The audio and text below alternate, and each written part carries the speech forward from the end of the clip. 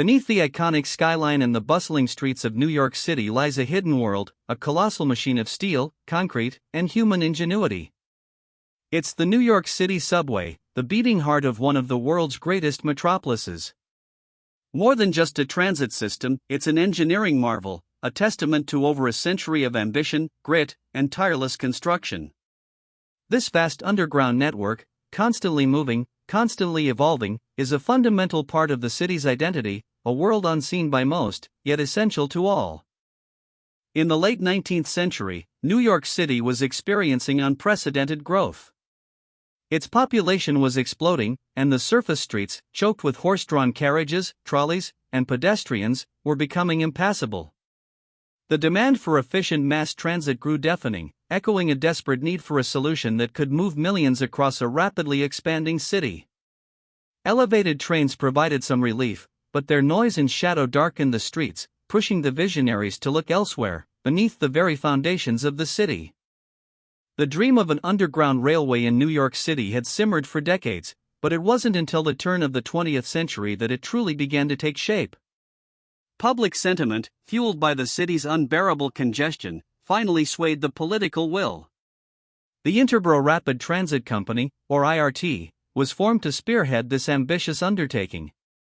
Ground broke in 1900, marking the beginning of a construction saga that would redefine urban living and set a precedent for infrastructure projects worldwide. On October 27, 1904, the vision became reality. The first subway line, operated by the IRT, officially opened to the public. Running from City Hall to 145th Street, it was an immediate sensation. Thousands flocked to experience the novelty and efficiency of underground travel. This wasn't just a new mode of transport, it was a psychological shift, a transformation in how New Yorkers perceived their city and their daily lives. The subway promised to shrink distances, unlock new possibilities, and fundamentally alter the rhythm of the burgeoning metropolis. Early subway construction predominantly relied on the cut-and-cover method. This involved digging trenches in the streets, constructing the subway tunnels' walls and roof within them, and then backfilling the trenches and repaving the surface. While seemingly straightforward, this process was incredibly disruptive. Whole streets were torn up, utilities rerouted, and daily life in a dense urban environment became a chaotic dance around deep excavations. It was a visible and often noisy testament to the city's relentless pursuit of progress, a massive undertaking that literally reshaped the landscape. New York's geology presented formidable challenges. Much of Manhattan is built on ancient, hard bedrock Manhattan schist, requiring extensive blasting. Beneath the bedrock, engineers constantly battled groundwater, which threatened to flood tunnels and undermine foundations. Specialized pumping systems and waterproofing techniques were developed and refined on the fly. Each yard of tunnel was a victory against the natural forces of the earth, demanding innovative solutions and incredible perseverance from the thousands of workers who toiled beneath the city. Perhaps the most audacious engineering feats were the subaqueous tunnels, particularly those beneath the East River. Connecting Manhattan to Brooklyn required innovation beyond cut and cover. Compressed air tunneling, a dangerous and specialized technique, allowed workers to excavate through soft riverbed sediments while preventing water from flooding the shafts.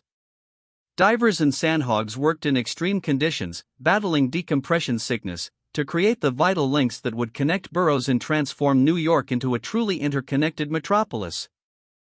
The early 20th century saw an explosion of subway construction. Not just the IRT, but also the Brooklyn Manhattan Transit Corporation, BMT, and later the city-owned Independent Subway System, IND, rapidly expanded their networks. These competing companies carved out vast underground empires, vying for passengers and shaping the urban landscape. Within just a few decades, hundreds of miles of track were laid, connecting every major borough except Staten Island, laying the foundation for the massive system we know today. Today, the New York City subway stands as the world's largest metropolitan subway network by number of stations. It boasts an astonishing 472 stations, a sprawling web that blankets the city. The trains traverse 245 miles of revenue track, carrying millions of passengers every single day. This immense scale, built over 120+ years of continuous effort, is a testament to the initial visionaries and the generations of engineers, laborers, and planners who have kept this complex system running and expanding. The fragmented system of competing lines eventually gave way to unification. By 1940, the IRT, BMT, and IND were consolidated under municipal ownership. Later, in 1968, the Metropolitan Transportation Authority, or MTA, was formed to oversee not just the subway but all public transit in the region. This consolidation aimed to create a more integrated and efficient system, but it also inherited a vast, aging infrastructure with diverse design standards, setting the stage for decades of complex maintenance and modernization challenges. The subway wasn't just a response to growth, it actively shaped New York City. It allowed for the development of residential neighborhoods far from the commercial centers of Manhattan, creating new commuter patterns and influencing real estate values. Without the subway, the hyperdense, vertical metropolis we know today would be unimaginable. It forged a new identity for New Yorkers, creating a shared experience of collective movement, connecting diverse communities into a singular, pulsing urban organism.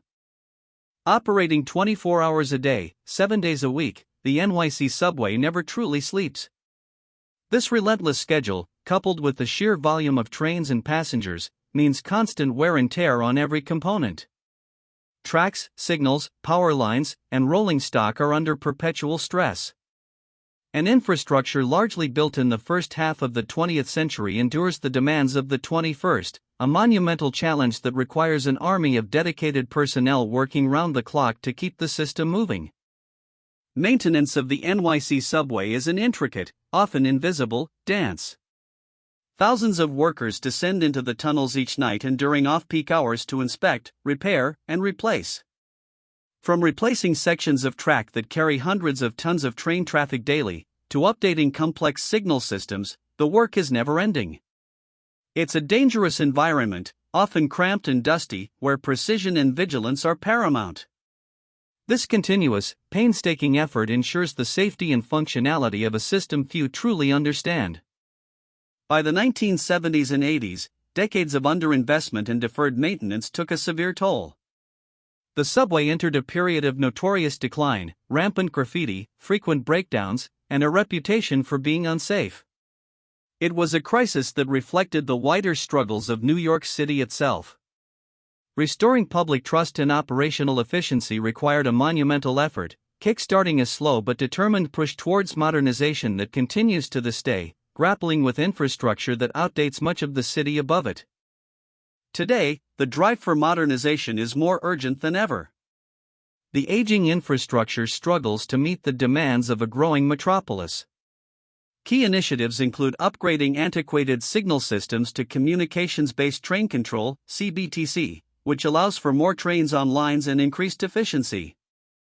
Accessibility improvements, like adding elevators and ramps to stations, are also critical. This isn't just about efficiency, it's about making the subway a reliable, safe, and accessible system for all New Yorkers in the 21st century. Modernizing a system of this age and scale comes at an extraordinary cost. For example, upgrading just one segment of a subway line to modern signal technology can run over $500 million. The MTA's capital program, a multi-year investment plan, allocates tens of billions of dollars to maintain, enhance, and expand the subway. The total investment over its 120-plus year history is estimated to exceed $200 billion. These staggering figures reflect the complexity of working within a century-old infrastructure while keeping millions moving daily. The New York City subway is not a static monument, it's a living, breathing system in a continuous cycle of construction, use, and renewal.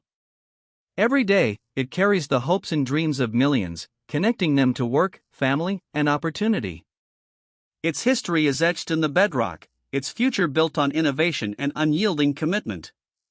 The challenges are immense, the costs staggering, but its essential role in the lifeblood of New York City ensures that the work will continue, indefinitely, beneath the bustling streets.